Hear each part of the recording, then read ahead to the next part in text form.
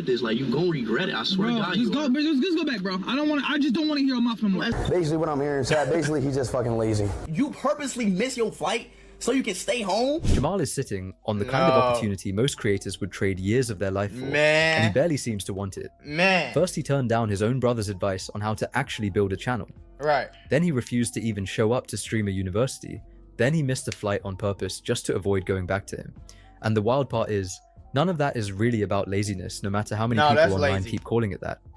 So let's actually look at what's been handed to him, because the numbers alone are hard to ignore. And then look at exactly why he keeps turning around and walking away from them. Some niggas just don't be like they be playing. Like, I don't know. I can't even explain that, bro. If my brother is iShowSpeed, boy, some of y'all niggas be having a blessing right in front of your eyes, boy, and don't do nothing. Just sit there. Eating burgers, chips, and fries, nigga. All you doing is just, like, I don't understand that, boy. If my brother is speed, I don't give it. Listen, man. Boy, y'all niggas crazy. Jamal didn't have to build an audience from nothing. He didn't spend years grinding for his first 1,000 subscribers the way almost every other creator on the platform has to. Posting daily into the void. Learning editing by trial and error. Hoping one video finally breaks through. His brother handed him the spotlight directly in real time in front of millions of people watching. That looked like Fort Lauderdale. Help your brother hit 100K? Wait, he's live right now? Oh, he about to hit 100. I hope so, bro. He's about to hit 100K. We got subscribed, guys. Nobody subscribed yet. Nobody has subscribed. Come on. Yo, chat, everybody, oh my God, he's about to hit 100K. My brother's about to hit 100K. 100,000 subscribers. Please. Yo, everybody, chat, everybody sub to him right now, y'all. He just sitting there talking about 100K, please. Nigga, do something. Oh, they in the same house. Crazy how that, boy. It's crazy how the nigga just pull this shit up and it just go up. That's one of the fastest runs to 100,000 subscribers YouTube has ever seen. And it happened almost entirely because of proximity, not content. Watch how little Jamal actually has to do in that clip. The excitement, the push, the constant reminders to subscribe, almost all of it is coming from speed. There's no content. Jamal's mostly just there, along for a ride someone else is actively steering. A week later, he was at 200,000. Damn. He currently sits at 462,000 subscribers. And the crazy part, if he actually kind of took it serious, he had 10 million subs. Just 112 uploads total. No questions. Numbers that would take most creators half a decade to reach on their own. If they ever reached them at all. Man. For comparison, most channels that size have thousands of uploads behind them. Years of consistent grinding, and an actual identifiable niche people specifically show up for. Jamal has none of that, and he's still ahead of almost everyone trying to build from zero. There's also a quieter cost to growing this fast that doesn't show up in the subscriber count. An audience that discovers you through someone else's spotlight isn't the same as one that found you on your own and decided to stick around. That kind of borrowed attention can disappear just as fast as it arrived. And that's why a lot of times you see a lot of niggas fall off, or you don't see their views is busting, or they got 5 million subscribers but they can barely get 10,000 views. A lot of that times is because they don't build their own audience. Like, yeah, people will come listen. Yeah, for sure. Yeah, they'll come subscribe to you and shit like that. But what reason are you giving me to really watch your channel now? Okay, you got the attention, but are you going to keep it? Are you going to maximize on it? Are you going to turn all the way up now? You know what I'm saying? Are you going to go crazy? Are you going to go hard? Do you have a foundation of supporters that already was there before you got the shot? You get what I'm saying? The spotlight moves somewhere else. It's also worth asking what Speed actually gets out of pushing this hard, because none of it benefits him directly. He's not taking a cut of Jamal's channel or building some kind of family media empire off the back of it. The advice, the flight calls, the messages left unread, all of it reads like someone who genuinely wants his brother to have what he has, not someone managing an asset. But he don't want it for himself. That context matters, because it reframes the whole dynamic from a business disagreement into something a lot closer to an older sibling watching a younger one sit on a winning ticket and refuse to cash it in. So the actual question isn't whether Jamal has the opportunity, because he clearly does. He got the opportunity. It's what he's actually doing with it. I was gonna explain to him why I don't stream, but you came in. Why don't you stream? Okay, let me close the mic. Is he lazy? Chat, the reason I don't stream that much, the reason that I can't hop on, do a little quick, like 2-hour desktop or something, or go IRL is because I'm lazy, I'm nervous, and you fucking loser. I play the game a lot. You're a loser.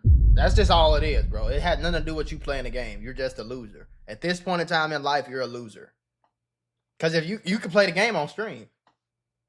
Listen, y'all, YouTube and Meta might owe you up to $1,000 if you or your child grew up on social media. If you or your child spent years growing up on social media and experienced serious mental health issues, you should hear this. Recently, a jury just ordered Meta and YouTube to pay millions for their role in designing and promoting addictive platforms. They know that their apps can cause anxiety, depression, or body image issues, but they never shared those risks with us. They never made us sign anything that we knew the risk. They just maximized their profits. And the recent historic verdict underscores the consequences of those decisions. But you better not worry. Morgan & Morgan is stepping up to hold these platforms accountable for the harm that they have caused. Click the link in my bio to take a very short questionnaire quiz because you might be entitled to a potential recovery of over $1,000.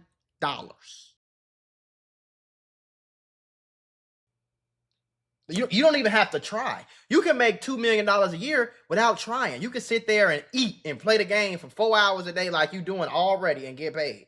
There's no reason for you to not be doing the little minute. All you got to do is click go live and do the same thing that you're doing without hitting go live. You just a loser, bro. Some people just be like that, gang. I done had friends, best friends I'm talking to every single day. I told y'all this story a million times. When I first blew up on YouTube, I said, all right, y'all, listen. This YouTube shit working for me. Y'all turn it up. Listen, look, I'll give you a little kickstart, a little pushing ass. Just post every day for 30 days. Show me that you serious. I'll give you 10,000. We talking about broke people. I'm talking about people with no money. Their cars broke down. 2 of the niggas don't even got no car. Living with their mama ass nigga. You see what I'm saying? I give you $10,000 too. I'm talking about 3 people who never had 10,000 a day in their life. Not one of them did it. I think one person posted 2 or 3 times in the whole 30 days. They didn't even post 3 days straight. Just losers. To this day, they still doing it. You go on Instagram, they still doing the same shit. I'm addicted to the game. That's one of my addictions. So why don't you just stream gaming? Why don't you just be a gaming streamer? Right, dumbass. I would. I want to be a loser. I also Go want to ahead, do say IRL, that. so I'm indecisive right now. I'm indecisive right now. You don't even know what you want to do, bro. Not really. Basically, what I'm hearing is that basically he's just fucking lazy. He's just a By his lazy own words, loser. Yeah. not anyone else's. He's lazy, indecisive about whether he even not- wants to do gaming or He's IR. not indecisive. Oh, yeah, they is on Fort Lauderdale. I used to be at that beach, so I can kind of tell that was Las Olas. But, he's just a lazy loser. That just is what it is. Some people just be like that. He's not indecisive, bro. He could sit there, play the game, and not say nothing or say whatever he was going to say in the first place. And just, you know what I'm saying? His ass just a loser. Some people just be like that, bro. I don't even. IRL Oh, you content, just scared the and shit genuinely out of me, addicted to playing man. games for Oh my himself instead of God. performing them for a camera. Thank you. That's a pretty rare level of some honesty orange for juice. someone sitting on this much Thank opportunity, you, baby. even if it's not the answer anyone in his position wants to hear. What's up, ZZ? Most creators would spin that same answer into something more palatable for an audience, dressing Nice, indecision up as still figuring out their brand, or framing burnout as needing to focus on quality over quantity. Jamal just says it plainly, on camera, without any of that packaging. Whether Just that's a lack of excuses, ambition or just a refusal to perform ambition, he doesn't actually feel is worth sitting with, because those are 2 very different things that tend to get treated like the same one. Mhm. And that honesty shows up live too, not just in interviews. You know what? This is my time. I'll do whatever I want. So, I'm not reacting to clips. I'm doing what I want to do. And I want to play Eeny, Meeny, Miny, Mo, Catch a Tiger by himself. I was going to play some Roblox. I ain't gonna lie to y'all. I wasn't planning on streaming today.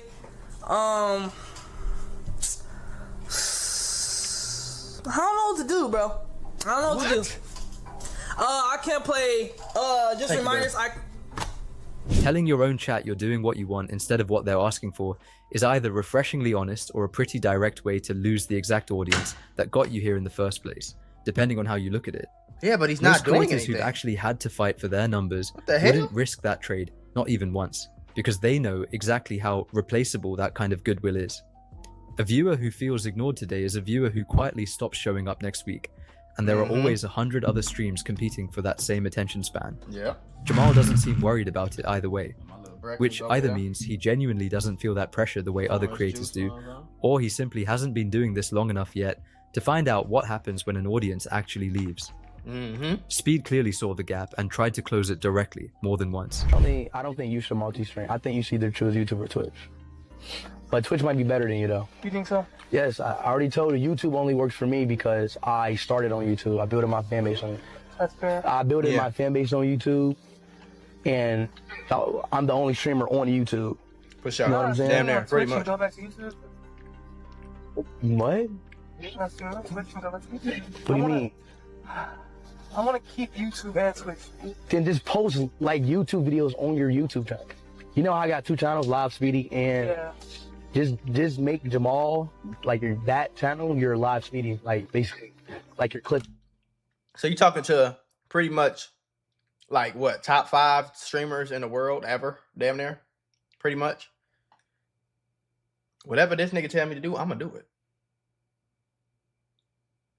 But that's another thing I learned about people. People don't want to. Some people, I think they just don't want to listen to them up. Like they just want to do what they want to do.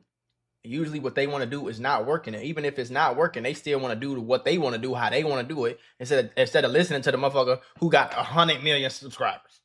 I think they think so? say YouTube will still gain subs. Stream on Twitch. That's what I'd do if I was in your move. That's the exact kind of platform strategy creators pay consultants real money for. No cap. And it's coming free from someone who actually built an audience from scratch using it. Keep the main channel as the real brand. Treat a second channel as a clipping page. You're right. Stream on the platform that actually rewards live engagement instead of splitting attention across both. It's not complicated advice, but it's the kind of thing that takes most creators years of trial and error to figure out on their own. No cap. Usually after wasting a lot of time on the wrong platform first. Yep. Jamal never streamed on Twitch. He stayed exactly where he was, uploading sporadically with no consistent branding, no real theme, nothing that looks like someone trying to build something that lasts. Speed pushed even harder when Streamer University came up, trying to explain what it actually was before Jamal wrote it off entirely. Don't wanna regret this. Like, you gonna regret it. I swear to God. Let's go back, bro. I just don't want to hear him off no more. As a brother, I'm really trying to help you out. I'm trying to make sure you streaming. I'm trying to make sure you're going to Streaming University. It's not about that. It's about... What is it about? It's about gaining connections. Streaming University is not teaching you how to stream. It's teaching you about game. Streaming University at this point. Fuck that shit, bro. That's gonna be a big waste of time. He's gonna teach me shit I already know. Turning down free networking with some of the biggest names in the industry I told you, this is the definition of a loser, bro. He just a loser. He gonna sit there and come up with shit off the top of his head that don't make no sense to try to make it make sense to himself. There's only 3 reasons people are broke. Most people are not stupid. Because there's a lot of dumb motherfuckers with a lot of money. You see what I'm saying? It's only really like 2 or 3 reasons people are broke. Number 1, you just lazy. Number 2, you arrogant. You think that you know everything. You think, no, do this. No, I'm gonna do it my way. I don't need to do that. I don't need to go over there. I ain't doing that. I ain't listening to you. I ain't listening to you. Or usually you just lazy, you arrogant, and the other part of y'all is just stupid. Losers. Stupid losers. They just don't want to do nothing with their life. Some people want to live and be broke. Some people want to go to work and not have to think and not have to put no effort in and sit there and get fat as hell and weigh 300. Some people want to do that, bro, and you just got to let them do it. No matter how much you want better for them, you just got to let them do it, bro. It's the kind of opportunity that quietly determines whether a career lasts 5 years or 15. The relationships that turn into future collabs, future deals, future everything down the line that has nothing to do with subscriber counts on any given day. Most creators spend years trying to get in a room with people like that, sliding into DMs that never get answered, hoping a collab request eventually comes through. Jamal had a direct invite from his own brother, no gatekeeping required, and in this exact conversation he wasn't interested at all, no matter how many times Speed tried to reframe. I think I want them Twinkies, that's what he want. That same pattern showed up again, this time in a way that felt a lot more personal than professional. Jamal, y'all probably wonder where Jamal is at. So look, let me tell you what happened about Jamal, right? So Jamal was supposed to come back to me.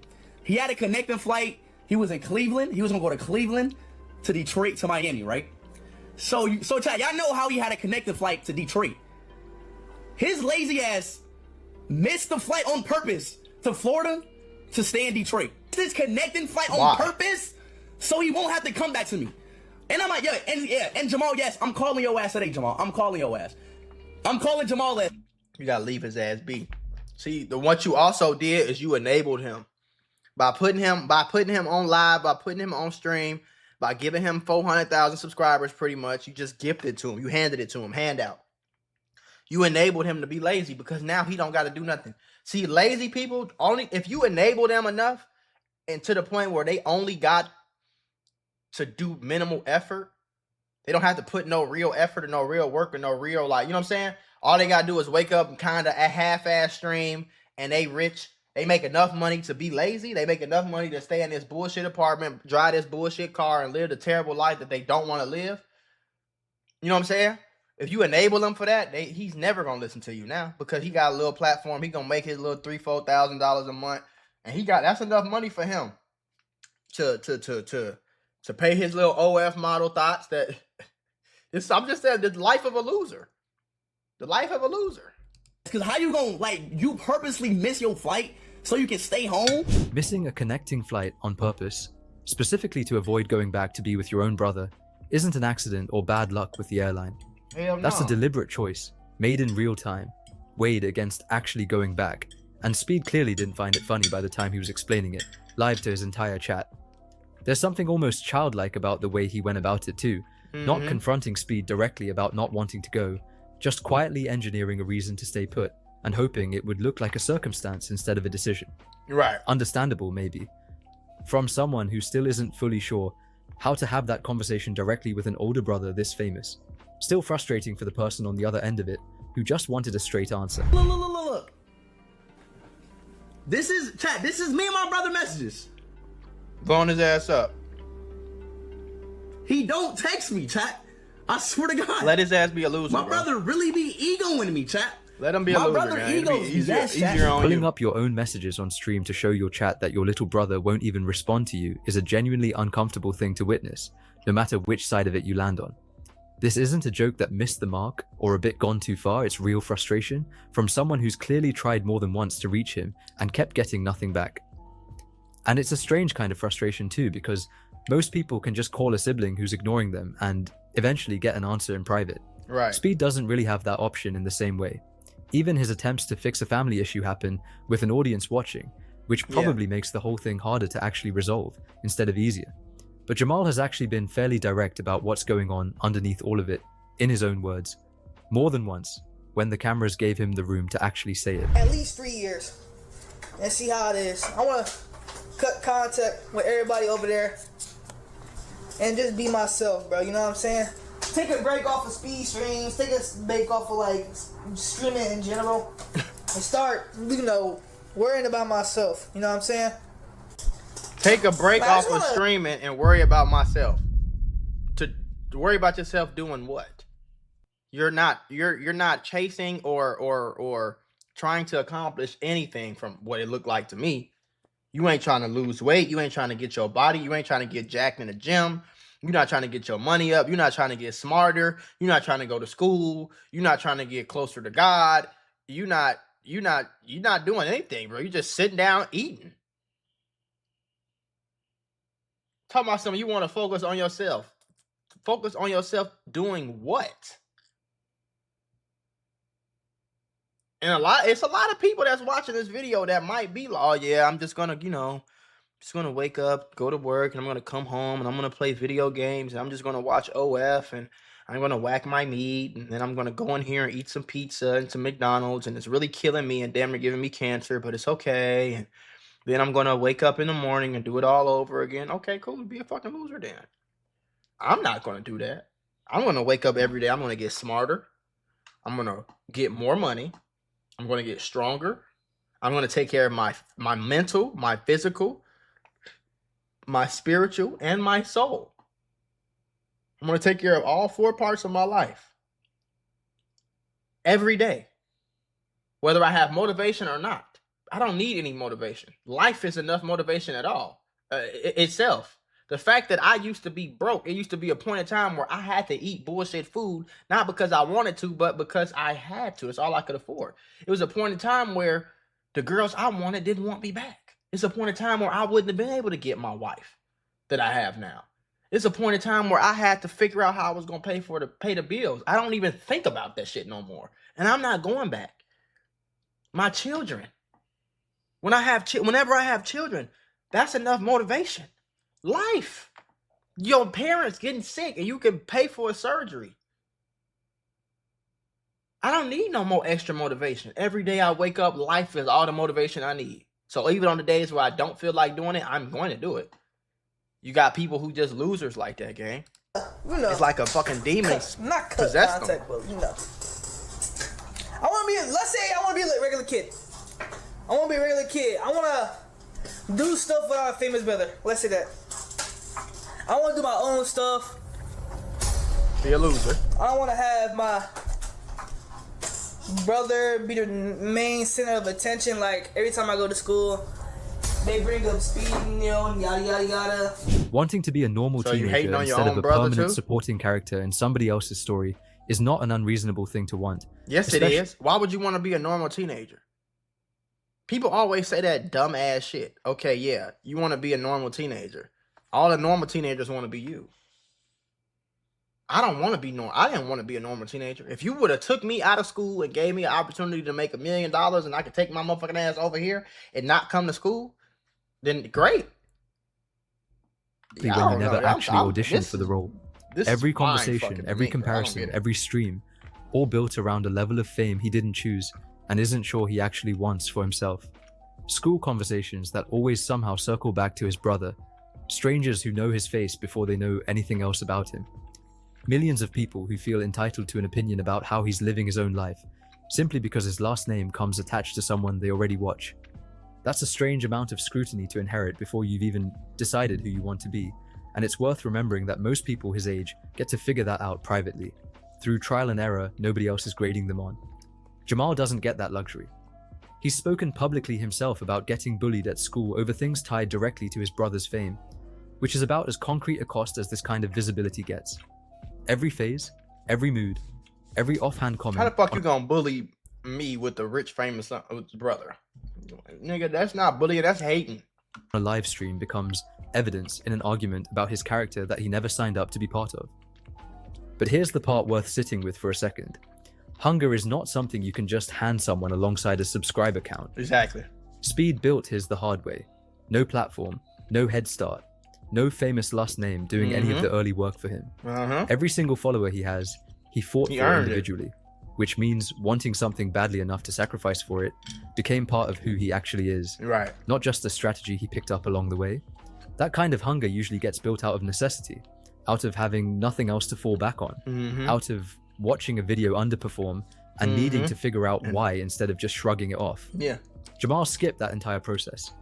The opportunity showed up fully formed, handed to him before he ever had the chance to want it enough to go earn it himself. You cannot manufacture that same hunger after the fact, no matter how much good advice gets handed to you, the same way you can't hand someone the memory of being hungry. It either happened to you or it didn't. And that's really the tension sitting underneath this entire story. It makes total sense that Speed would want his own brother to take the same shortcut most people would kill for and actually run with it, especially watching him leave that much value on the table. But Jamal never had to fight for anything to get here, which means he also never got the chance to decide for himself whether he even wanted it in the first place before it was already his. Calling that laziness, at least in the way it keeps getting described, misses what's actually going on.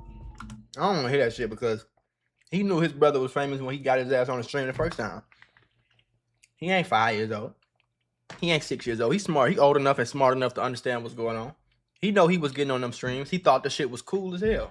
That's why he got on them streams. I can almost guarantee you he got on all them streams and did that shit and got on YouTube and got on stream. He didn't tell his brother, nah, get out, bro. I want to do it myself. Like, he didn't say that. He didn't say that. He was cool with it until it ain't go how he wanted. You see what I'm saying? That's all it is, gang. That's all it is. He was cool with it. He probably thought Speed was the coolest nigga since hot grease. And then he came around him. See, it's cool when you meeting Tom Brady. You know what I'm saying? It's cool when you meeting Lil Wayne. It's cool when you... Oh, that nigga look weird as hell. Who's that? Cool when you meeting Gronkowski. All that's cool. And then when somebody actually wants you to do something and work for your damn self, it ain't cool no more. Two people want completely different things here, standing in the same spotlight, and only one of them actually asked to be there. And maybe that's the actual lesson underneath all of this, more than anything specific to Jamal or Speed individually. Opportunity and desire don't always arrive together, and when they don't, No amount of good advice, free networking, or public pressure can force them to line up. You can hand someone every tool they'd ever need to build something real, but you can't hand them the reason to actually want to use them. There's also a simpler explanation underneath the whole thing, one that has nothing to do with hunger or opportunity at all. People are genuinely fascinated by watching someone turn down something the rest of us would kill for because it forces an uncomfortable question most viewers never actually have to answer themselves. What would you do if the hard part was already handled for you? It's easy to say you'd grind twice as hard, post every day, treat every opportunity like it might be the last one you ever get. I'm gonna tell y'all, men become men the more they go through. You see what I'm saying? So it's okay to help a brother or help a friend or help a family member or anything like that, but you can't do it for them, or you can't even try to do it for them. You can put them in position, but how hard are they going to work? What are they going to do? Are they going to stop playing the game? Are they going to stop smoking? Are they willing to sacrifice these things? You know what I mean? Like, adversity builds character. That's why somebody could be 400 pounds and go get a surgery, and now they 180 and they look nice, they look skinny, their face not fat no more, but they don't have the confidence because they didn't go through the fire. Adversity builds character. BBL hoes. Do you know that it takes 6 months for a woman to fully heal from a BBL? Bitch, if you would have just worked out for 6 months, you would look like this naturally without having to go through the pain, the surgery, the BBL pillows. You could have just went to the gym, but you wanted to skip steps. But you skipping steps, you didn't accomplish what you thought you was going to accomplish, because you still went through the same. You went through a fire. It's just a different fire. You got to pick a struggle, bro. You got to pick a struggle. You can't just go through life like it's all a fire. Getting up every day, running your own businesses is hard, but so is being broke as hell when the rent come due, nigga. And you got 3 kids and you don't know how you gonna pay the rent. That shit hard too.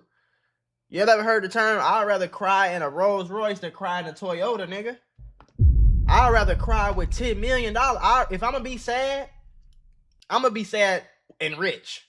I ain't gonna be sad and broke. I'm gonna be sad and rich. Because they say money don't buy happiness, but neither do being broke than a motherfucker. I've never heard somebody say, yeah, I'm happy because I'm broke. Nobody in the history of life has ever said that.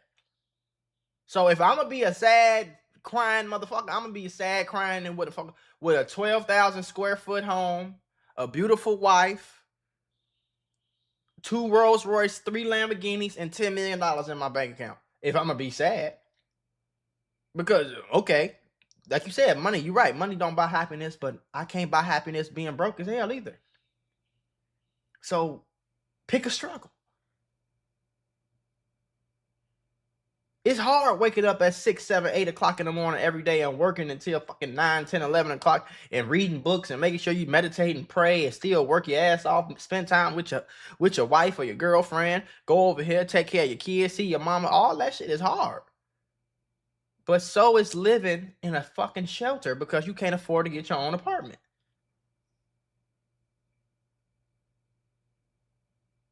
It costs money. It costs a lot of money to get maintenance on a Rolls Royce.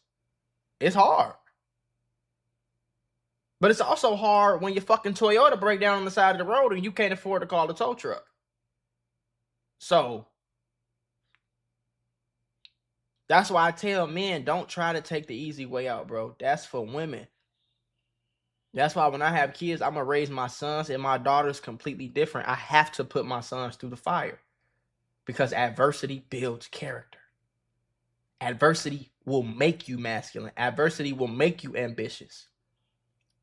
I don't know how ambitious I would be if I grew up rich as hell.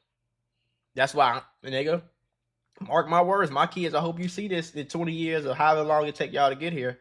But daddy rich, not you. You ain't did a motherfucking thing.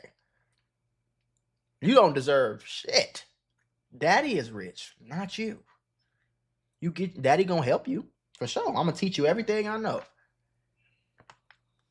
I'm gonna give you every opportunity, but I'm not gonna do it for you, and I'm not giving you no handouts. You're going to work. You're going to cry. You're going to sweat. You're going to bleed. You're going to get frustrated. You're going to get mad. You're going to punch the wall because you just can't figure it out. You're going to show up every day on days when you don't feel like it. Because adversity builds character. No adversity, no character. All the adversity, all the character. You could take Speed's face away. You could take the fact that everybody knows who he is. You could take him, bring him back to 0 subscribers. He will get right back to this exact same point. If not, damn close, because the adversity already built the character. You only got 2 choices. And sometimes you got to talk to yourself. When I'm working out, I talk to myself. Hey, bitch ass nigga, these weights ain't gonna lift theyself. Get your ass down there and handle your business. And that's how I talk to myself, really, out loud too, not just a thought. Hey, bitch, get on this treadmill. You might have to chase a nigga down one day. Make sure he don't beat you. You might have to run. You might have to be able to grab your wife and run 2 miles. Can you do that? Kevin Gates say, "Hey, bitch, this flow ain't gonna push yourself. Get down there and get active, boy. That money ain't gonna make yourself, nigga. Get your ass on this camera and hit record, boy." No character, no adversity, no character, especially in a man. And it's in a world so soft nowadays. Oh, just do whatever you want to do. Be you. Sometimes people say be you. That's an empty message, bro. Sometimes you're an asshole. Sometimes you a lazy, fat, broke motherfucker. You don't need to be yourself. You need to become somebody else. You need to become the man you want to be. And all that be you bullshit is played out. Oh, never change. I'm never going to change. That's stupid. If I talk to myself from a year ago right now, I wouldn't even recognize that motherfucker. The person I was 6 months ago wouldn't even recognize who I am now, let alone 2, 3, 4, 5, 6 years ago. You know what I mean? You got to become another person.